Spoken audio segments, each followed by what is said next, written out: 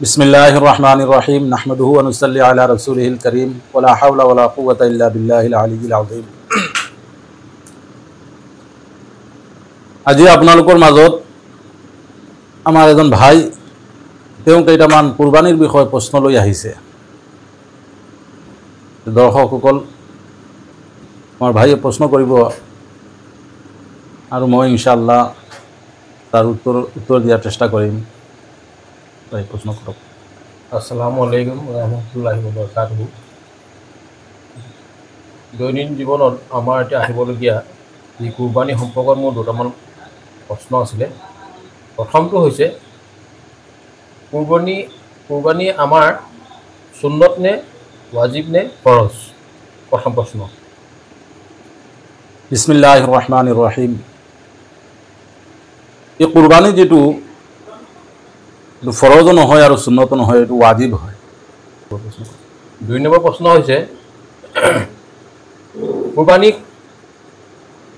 এনেকুৱা ধৰণৰ ইছলাম ধৰ্মাৱলম্বী মানুহৰ ওপৰত মানে ৱাজিব। আমাৰ ভাইয়ে প্ৰশ্ন কৰিছে যে কেনেকুৱা ধৰণৰ মানুহৰ ওপৰত কুৰবানী ৱাজিব হয়। চাওক ভাইসকল, যাৰ ওপৰত জাকাত ফৰজ, যাৰ ওপৰত হজ ফৰজ, তেওঁৰ ওপৰত কুৰবানী ৱাজিব হয়। যদি তেওঁ কুৰবানী নিদিয়ে, ৱাজিব তৰক কৰি দিয়ে, এৰি দিয়ে, তেওঁ গুণাগাৰ, ডাঙৰ গুণাগাৰ হ'ব। সেইকাৰণে যাক আল্লাহ তাআলাই মাল দৌলত দিছে, টকা পইচা দিছে, তেওঁৰ ওপৰত কুৰবানী ৱাজিব হয়। তাৰপিছতো যদি কুৰবানী নিদিয়ে, বাহানা বনাই লয়, কুৰবানী নিদিয়ে, তেওঁ ডাঙৰ অপৰাধ, আল্লাহ তাআলাৰ ওচৰত ডাঙৰ অপৰাধী হ'ব আৰু ডাঙৰ গুণাগাৰ হ'ব। সেইকাৰণে আমাৰ ওপৰত যদি আমাৰ কুৰবানী ৱাজিব হৈ গৈছে, আমি যেনেকুৱাও হওক, যিদৰে হওক, আমি কুৰবানী আদায় কৰিম ইনশাআল্লাহ।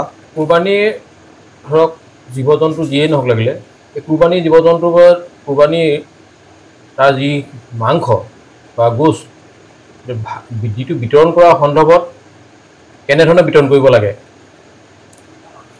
আমাৰ ভাই ধুনীয়া এটা প্ৰশ্ন কৰিছে যে আমাৰ কুৰবানীৰ গোছ বা মাংস আমি কেনেকুৱা বিতৰণ কৰিব লাগে। কুৰবানীৰ যিটো মাংস হয়, সঠিক হাদিছ হিচাপত 3 ভাগ কৰিব লাগে। এভাগ নিজৰ কাৰণে, আৰু এভাগ নিজৰ পৰিয়ালবৰ্গৰ কাৰণে, আৰু এভাগ য়তীম মিস্কিনসকলৰ কাৰণে। এইটো হ'ল এটা 1 নম্বৰ। 2 নম্বৰ হ'ল যদি কোনো মানুহে, কোনো ব্যক্তিয়ে যদি বিচাৰে গোটেই কুৰবানীৰ গোছ, গোটেই জন্তুৰ গোছটো মই নিজে অকলে খাই দিম, সেইটোও পাৰিব।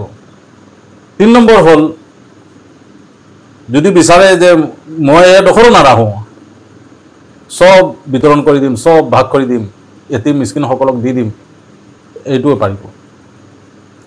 শ্ৰেষ্ঠ আৰু ভাল হ'ল 3 ভাগ কৰি, এভাগ নিজৰ কাৰণে, এভাগ নিজৰ পৰিয়ালবৰ্গৰ কাৰণে, আৰু এভাগ য়তীম মিস্কিনৰ কাৰণে দিব লাগে। এইটো হ'ল ভাল।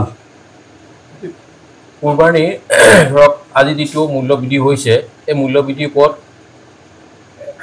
জীৱ জন্তুৰ যি ক্ৰমাৎ বৃদ্ধি হৈছে, যে কুৰবানী দিব সমতুল্য এজন মানুহে হয়তো কৰিব নোৱাৰে, তেনেস্থলত কিমানজন ধৰক ভাইয়ে ধৰক মিলি পেলাই কুৰবানী দিব সক্ষম হ'ব পাৰিব? চাওক ভাইসকল, এটা গৰু বা এটা উট, এটা ম'হ 7জন মানুহে মিলি দিব পাৰিব। হয়, এতিয়া বৰ্তমান যুগত আমাৰ এই কুৰবানীৰ জন্তু বহুত দাম হৈ গ'ল।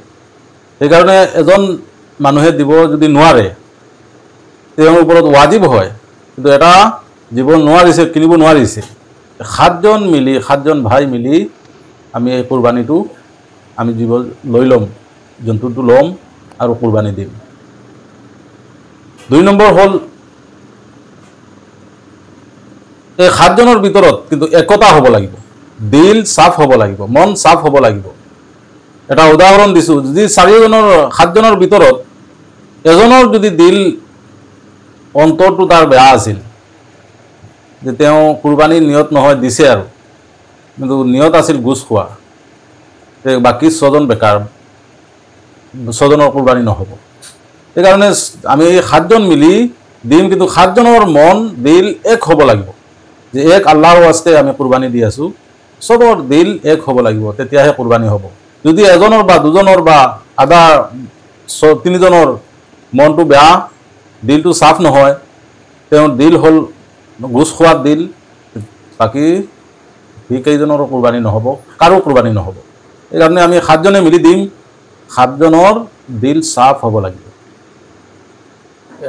মোৰ এতিয়া আৰু এটা শেষ প্ৰশ্ন আছিলে, শেষ প্ৰশ্ন এইটোৱে যেন আমি বহু আগৰ পৰা আমি জানিব পাইছোঁ যেন কুৰবানী দিবলৈ হ'লে মানে ধৰক আপোনাৰ কোনো কাৰো ওচৰত ধাৰ থাকিব নালাগিব, ধৰক বা ধাৰ আমি বহুত দেখিছোঁ যে ধাৰলৈ আনি পেলাই ধাৰলৈ পইচা আনি পেলাই আপোনাৰ কুৰবানী দিয়ে দেখিছোঁ, বা এনেকুৱা ধাৰ কাৰোবাক দিবলগীয়া আছে, সেই দিবলগীয়া তেওঁলোক ব্যক্তিক ধাৰ নিদি পেলাই কিন্তু কুৰবানী কৰা দেখা যায়। সেই ক্ষেত্ৰত আপুনি কি কয়, আপোনাৰ মন্তব্য কি কয়?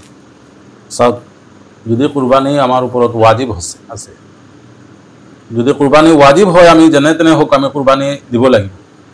আৰু এজন ব্যক্তিয়ে ধাৰ আছে, টকা পইচাও কম, কিন্তু সৱাবৰ নিয়তত সৱাব হাসিল কৰিবৰ কাৰণে সেই মানুহজনক যিজনক ধাৰ আছে তেওঁক ক'লে যে মই 2 দিন পিছত দিম, মই সৱাবৰ নিয়তত মানে কুৰবানী দিব বিচাৰিছোঁ, আৰু সেই ব্যক্তিজনে যদি কয় ঠিক আছে হ'ব বাৰু আপুনি 2 দিন পিছত দিয়ক, সেই ক্ষেত্ৰত আপুনি ধাৰ নামাৰি আপুনি কুৰবানী দিব পাৰিব, জায়েজ আছে সৱাবৰ নিয়তত।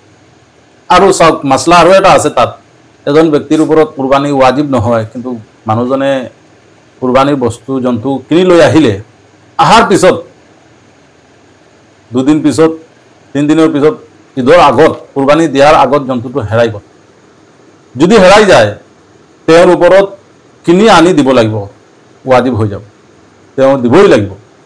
যেতিয়া কিনি আনিলে আৰু এটা জন্তু, আনাৰ পিছত আকৌ সেই যিটো হেৰাই গৈছিল সেইটো পাই গ'ল, দুটা কুৰবানী তেওঁৰ ওপৰত দিব লাগিব। আৰু যাৰ ওপৰত কুৰবানী ৱাজিব যদি হেৰাই গৈছে তেওঁৰ ওপৰত আৰু কুৰবানী ৱাজিব শেষ হৈ যায়, কুৰবানী দিব নালাগে। যদিও পিছত পাইছে, পালে দিব পাৰিব, কিন্তু আকৌ নতুন কিনি আনি দিব নালাগে। কিন্তু যাৰ ওপৰত কুৰবানী ৱাজিব নহয়, যাৰ ওপৰত কুৰবানী ৱাজিব নহয়, তেওঁ কিন্তু নিজে যাচি ওপৰত আনি বোজাটো পেলাই দিলে যে মই কুৰবানী দিম সৱাবৰ নিয়তত, আৰু হেৰাই গৈছে, আকৌ নতুন এটা কিনি আনি দিব লাগিব ৱাজিব।